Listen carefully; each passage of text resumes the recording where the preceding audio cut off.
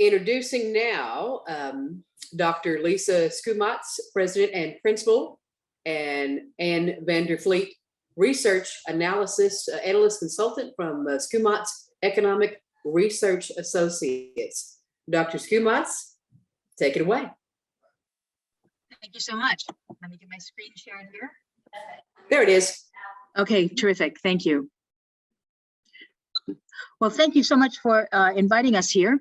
We're really pleased to speak to OKRA, and we'll be talking about practical strategies for addressing contamination. And note that this is some work that from a draft study we just finished, or a study we just finished for EREF, and we're really pleased to have gotten the chance to do this work. I'll talk about the purpose, the 7 groups of strategies and the high performers, drill down on outreach and OOPS tags and education, and also the processing recommendations that we learned about. I'll talk also about some outreach, overarching and longer run strategies, and then summarize the results. And again, EREF was the funder for this. So the study's focus, the approach for this study was some core questions. What can be done to get to cleaner materials? What makes sense to recycle, that meaning collecting and processing, and is there a sustainable recycling structure? The methods we used to do that included literature review, case studies, interviews, subject matter expert interviews, SMEs, and stakeholders, and a nationwide community survey, data analysis, modeling for both collection and for detailed processing, MRF modeling as well. Our study grouped the final results into 40 strategies in 7 groups that recognize near, medium, and longer term. Program design and materials. What's going to be delivered? Education, collection, contracting, processing, government and industry, and national or state policies. We have a poll question wondering about which of the strategies is most interesting to you. Take it away. So education, collection, national and state policy, government industry, okay. Less on processing and contracting, okay. Very interesting, thanks.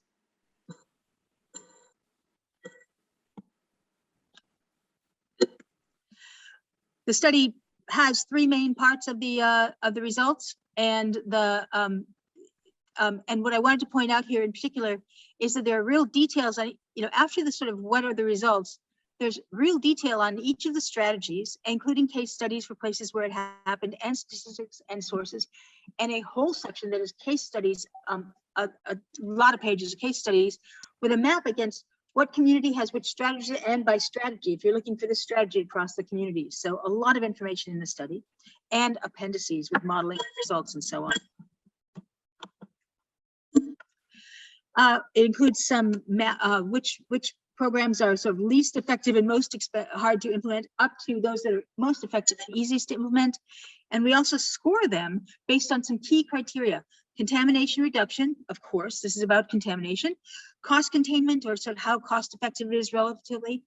Retaining tons, to recognize that people have goals they're trying to meet too. We're not, we want to make sure that we still have a lot of recycling going on, and the ease of implementation and weighted scoring and so on.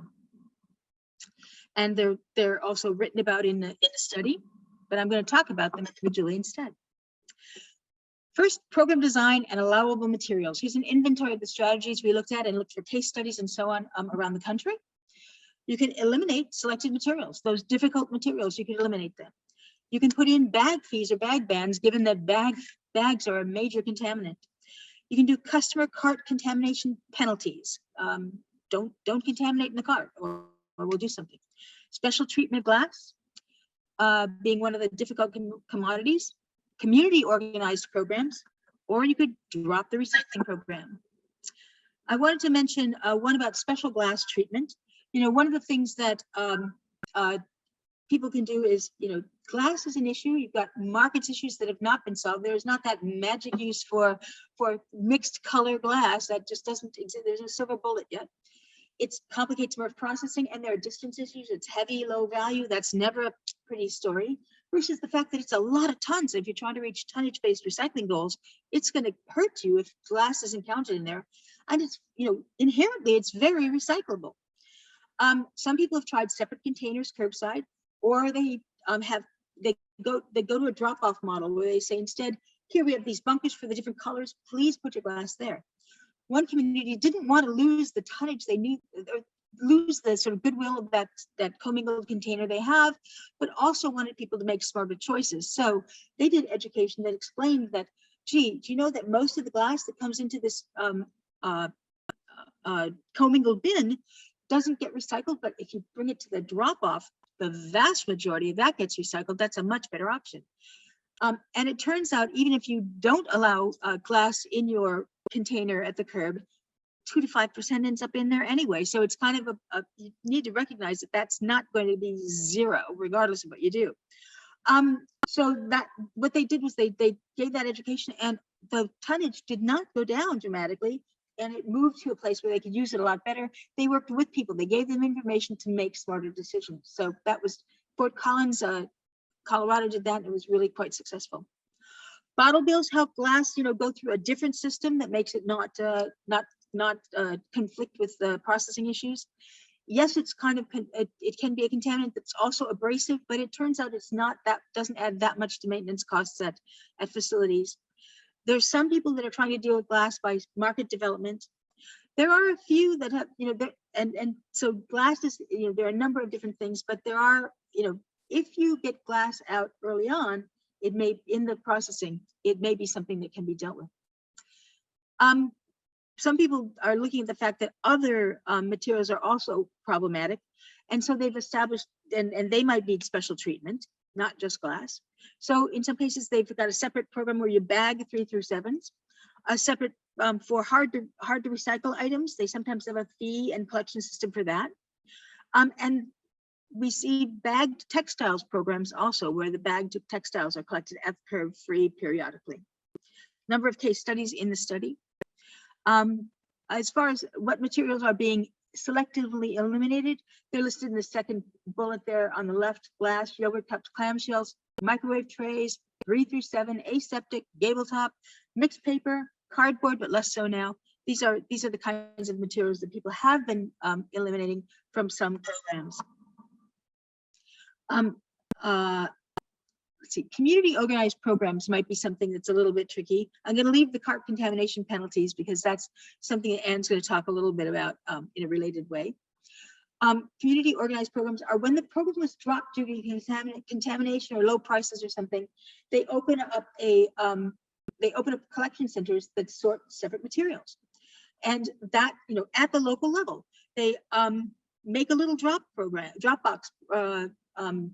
program or something like that to try to make recycling still happen. Some communities have gotten together and kind of reopened local MRFs, but with more limited materials, that sort of thing. There are a number of case studies about that as well. Education strategies, Anne's going to talk about the highlights from that. Collection options include going to dual stream, doing source separation at the curb, improving collection cost effectiveness.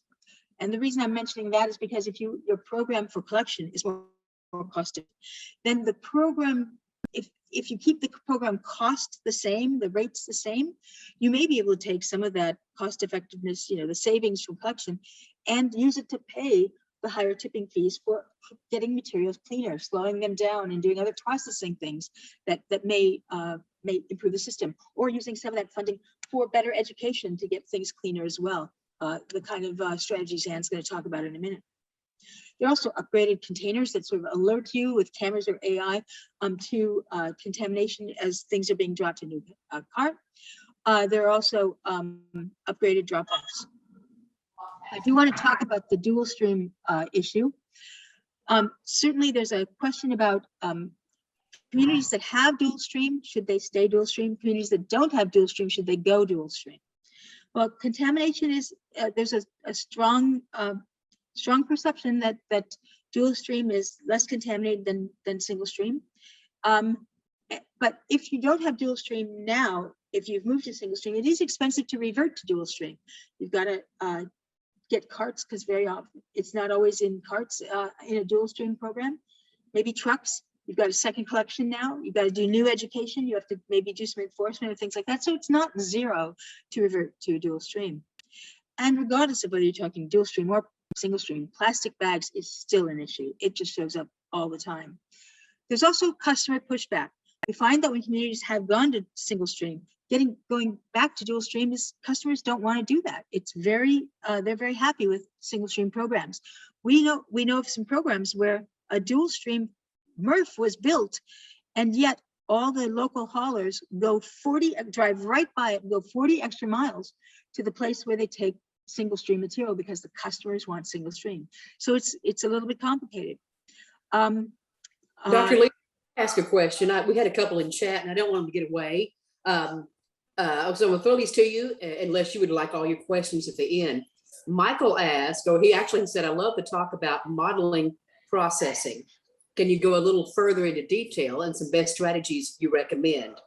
Also, another question, how much population you define small communities, or how do you define that? That's a good question. I'm going to leave modeling one to a little bit later, and because it shows up as a set of strategies in a moment. But how much population we define as small, I think you're talking about that in relation to this dual stream, single stream question. You know, I don't have a break off for that right now. This is a draft report, and I am going to try to figure that out because I think it's a really great question. It has mostly to do with the small MRF, and if you've got a small MRF where you can't sort of spread the cost of optical sorters or oh my gosh, robots across enough tons, that doesn't make sense. It's really about that. Those two steps are really important to getting a single stream program to get clean at the MRF. So it's really about the size of the MRF almost more than it is about the size of the community. So, okay. Thank you. That's exactly what they're about. Great. The next one is upfront drop-offs, just, you know, making sure you have container slots that are limiting and getting just the materials that you want. Focus on signage, cameras, you know, containers, staffing, because that can really help with keeping it clean, and regular collection so it's never overflowing. That overflowing is always a contamination problem. And then they're going to bring their recyclables in a bag or something. Make sure you have something for them to put those bags in at the end so they don't just end up throwing them into the recycling container. I'm not going to, there was almost no interest in contamination or in contracting options in the survey. So I may just go past this one to spend a little bit more time on some of the other ones. But the bottom line is there are contracts between MRFs and communities that are changing right now. And there are real trends in dramatic changes in the structure of that relationships, and also in penalties for contamination to try to, you know, get responsibilities going on both sides. MRF and end user contracts are really vital. They can really help a MRF have a great baseload of business where they know they can produce a material that's exactly what a specific end user needs, and to their specs. And that can be a great relationship. And then there are also, as part of these MRF community contracts, there are usually contamination surcharges and fees related to bringing in inbound material that's highly contaminated. Those fees can be on the order of $50 a ton, $75 a ton, $118 a ton, and $225 a ton in some cases. And with processing costs going up to $65, $90, and $95 a ton and more. I want to turn it now over to Anne, who's going to talk a little about outreach and also processing. But we have a polling question next, and I have to go back to that, and that's going to require me to there. Okay. Do you want to lead this, please, Anne? Sure. So our polling question is, do you think OOPS tags can make a difference in your area? And I'll give a little bit. All right. I'm glad to see that no one said that they used them with bad results. So that's awesome. Everyone's excited about OOPS tags. So breaking off a little bit from our study, I'm actually going to talk really quick about OOPS tags on a study that, that Lisa and I did last year in Colorado. So we had 3 treatment areas. The first received a recycling postcard and 2 rounds of OOPS tags. The second only received the postcard, and the third area was our control area.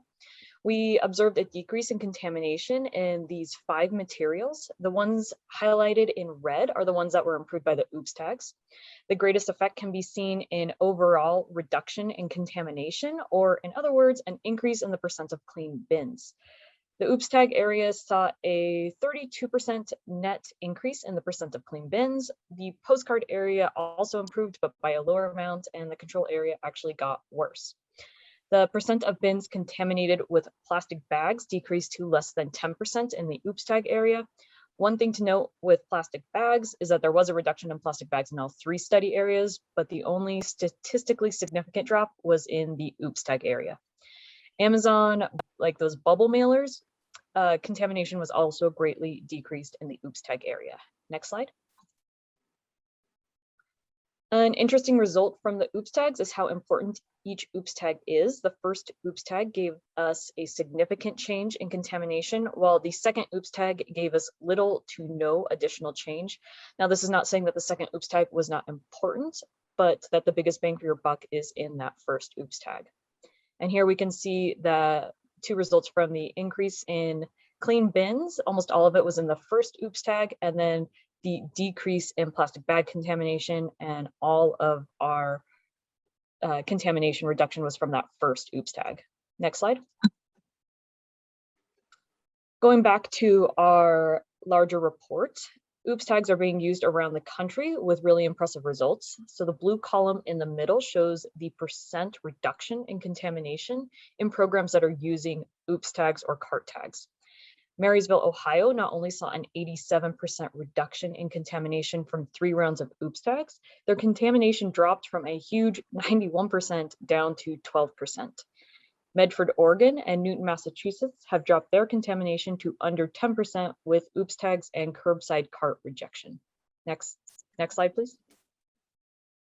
There are many free resources for setting up an OOPS tag program. Here are 2 great examples. The first is Recycling Partnerships Anti-Contamination Recycling Kit, and the second is North Carolina's DEQ Cart Tagging 101. Next slide. Other outreach strategies are simplifying the message to reduce confusion among residents. Republic's Recycling Simplified and Monroe County, New York's Refresh Recycling only focus on 4 materials. Republic's program pilot saw contamination drop from 38% to 30%, and Monroe County's current contamination rate is 10%. Next slide. A MRF shed is a regional grouping that is usually done in larger communities or with multiple haulers or MRFs.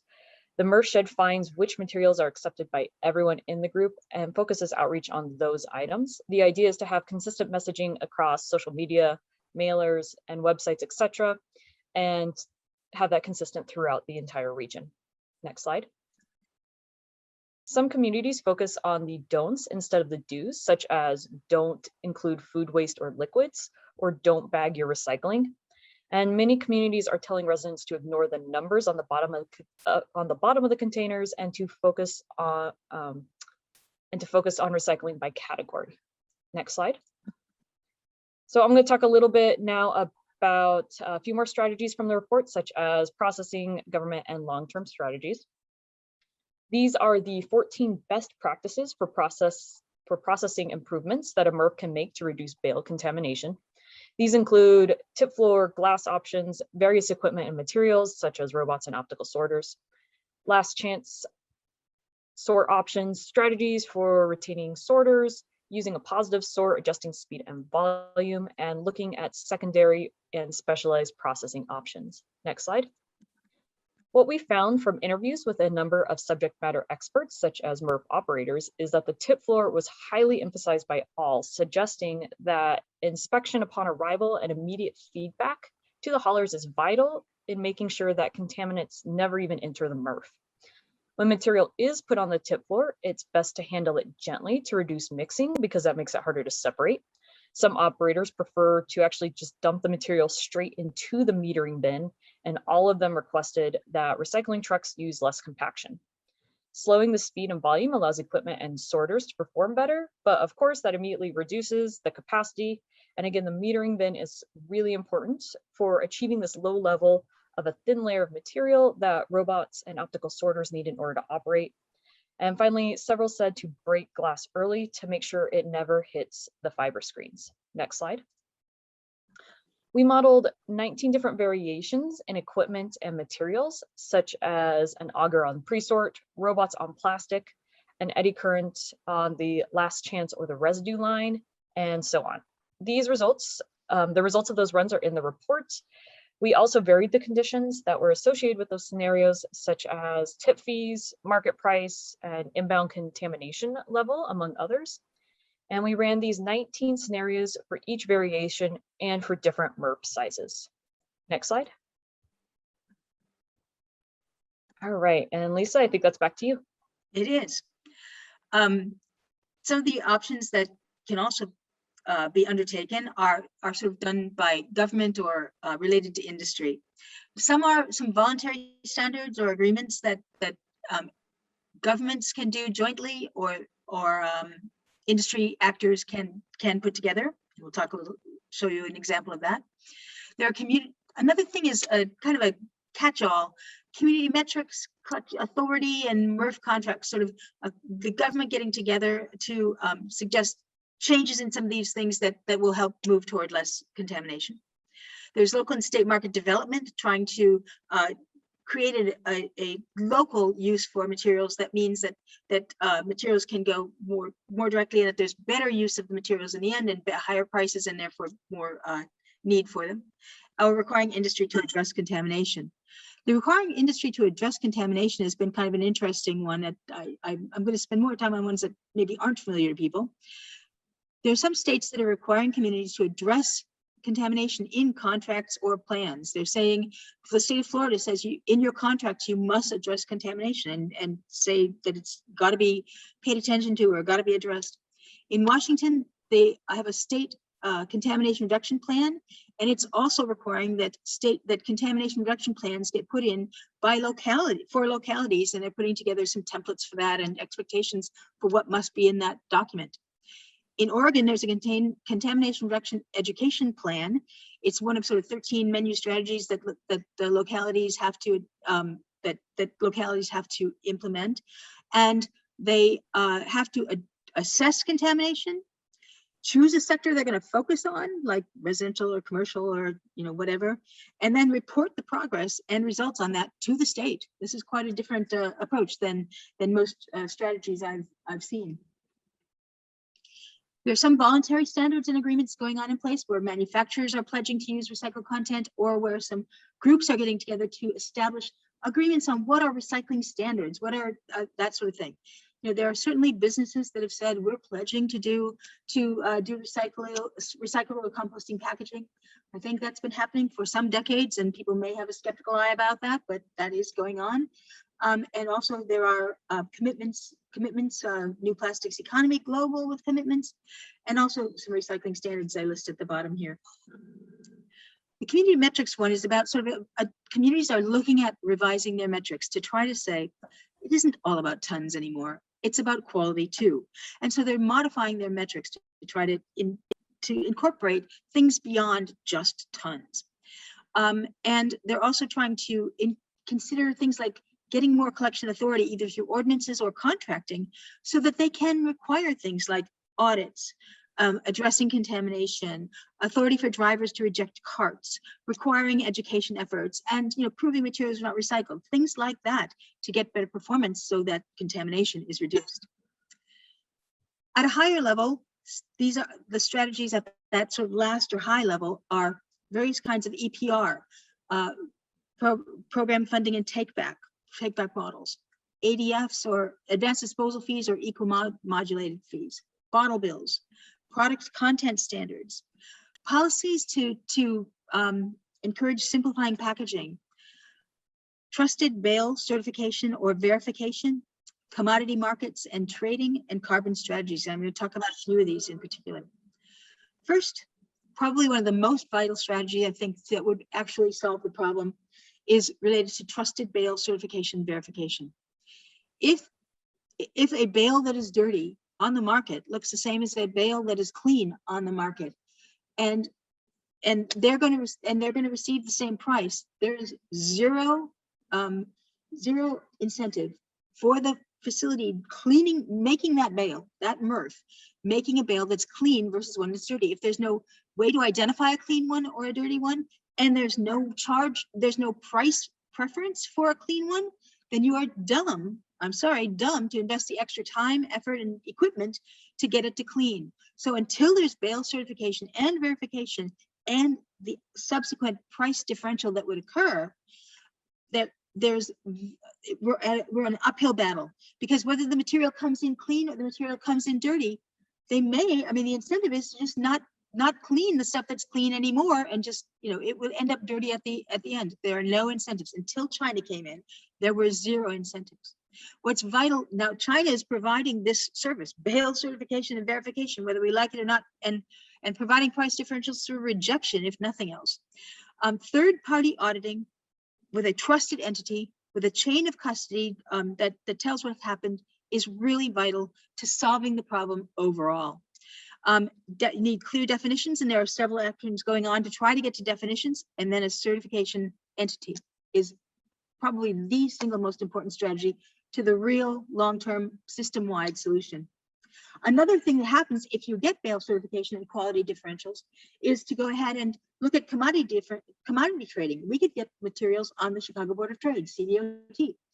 And if it's a commodity that can be traded, then there can be futures and options, and that helps moderate price volatility.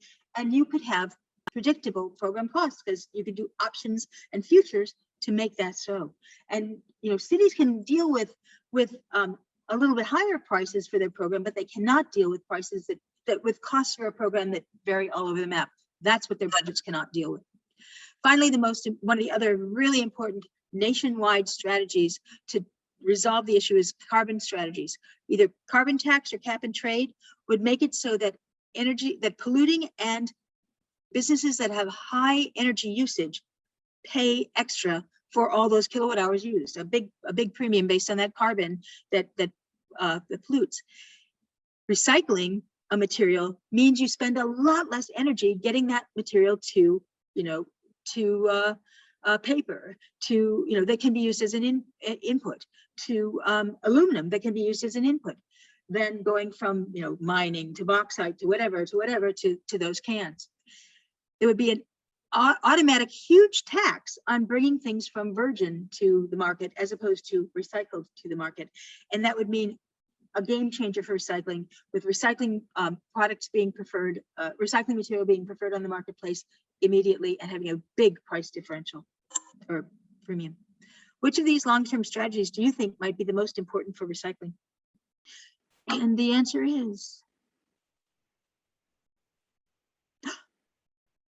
EPR, commodity trading, and less so for trusted bales, and less yet for the somewhat next level of carbon market. Thank you. Really interesting feedback. Okay.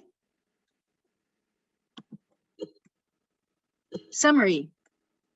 The core questions: what can be done to get cleaner materials? Well, it's a mix of multiple strategies, starting at the curb, including education, and providing incentives for MRFs to produce cleaner materials.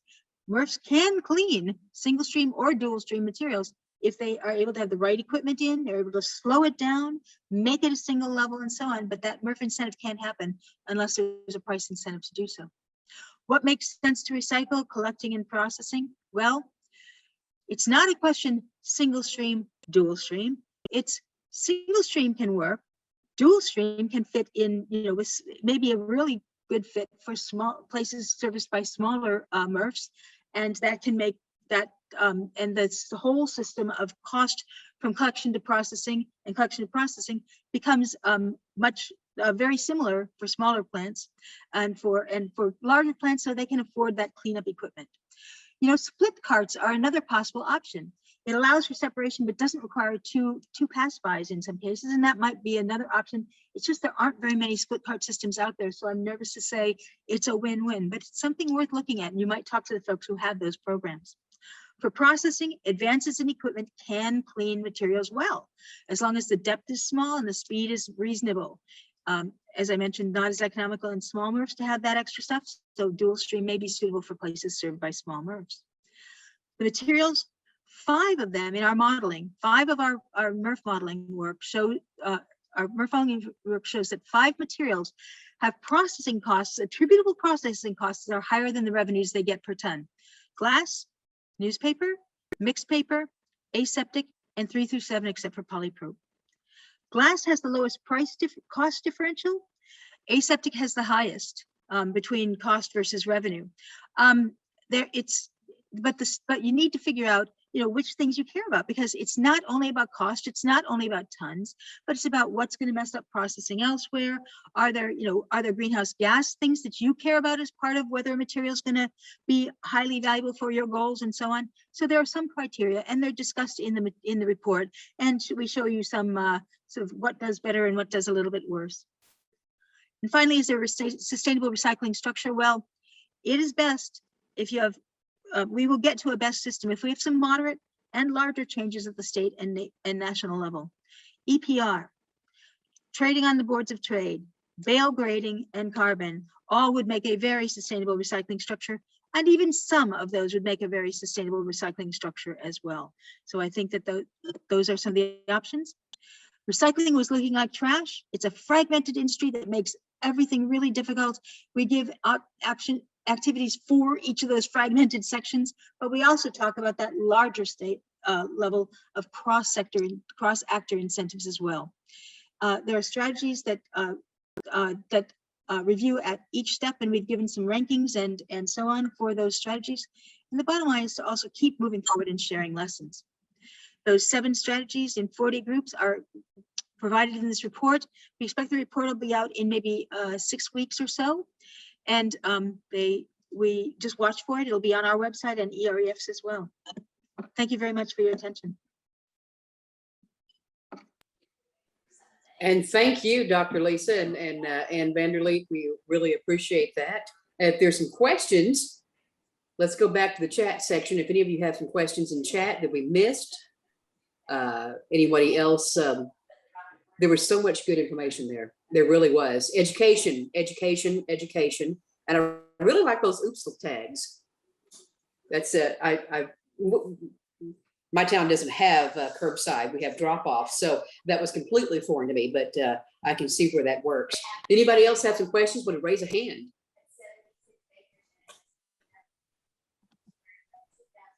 I'll give everybody plenty of time there. Well, thank you indeed for that presentation. Wait. Sarah says, Lisa and Anna's presentation was enlightening. Thank you so much for sharing your research and strategies with us. I'm hopeful that sharing this information with many of the decision makers representing Oklahoma that are in attendance today can lead to improvements here in our state. And a lot of thank yous showing up in the chat as well. Oh, question.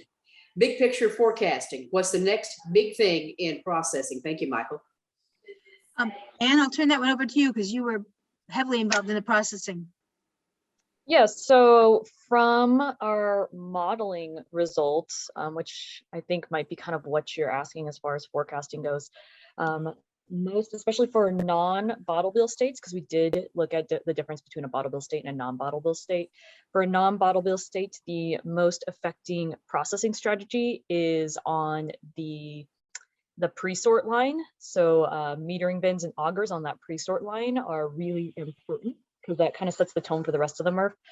A couple other strategies that scored really well are a lot of the robot ones, just because you get a pretty big payout for, I don't want to say a less expensive piece of equipment, but compared to an optical sorter, robots are much more affordable. So pre-sort and robots are right now what's looking like the big next things.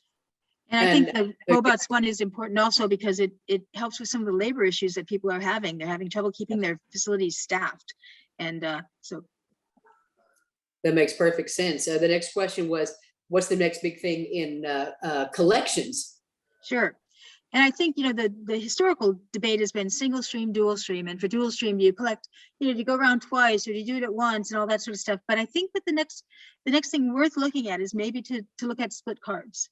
And, I've been historically a little bit skeptical of it because I always heard things about, when you dumped them, that it would drift from one side to the other and things like that. But I think that they're getting better. And I think it might be worth a look-see because to get two separated materials with one collection, that's really what single stream has been trying to do. And it may be that that may be a way to go, and it's, you know, kind of deals with the issue of being equally convenient for the people. They don't have to go to two separate carts. It's still the same cart, just, you know, put the right thing in the right side. So I think that might be the next thing worth doing. And I think electric trucks, as in each chat, is also something may not help with contamination, but it can help with a lot of other things. So Indeed. OKRA will be on the lookout for your report, and I'll send out a notice on our listserv to let everybody know that it's ready and they can go to your website and read it. terrific. It's good. Feel free to send any questions. There was one more for you, Lisa. Are you still involved in NRC, and should Oklahoma be more involved? Oh, that's a great question. And yes, I am still involved in NRC, and I'll make two refinements on that. So one, I'm also the chair. So I run a tight meeting, and we get a lot accomplished in our meetings, and hear from everybody, which is something I thought was really important. So everybody on the board contributes, and we hear about what's happening all over the country, which is really important for our mission. I'm also still chair of the awards program, and I would really love to see some submittals from Oklahoma. And, you know, maybe did you have an awards program? Did you give some out the other day, maybe?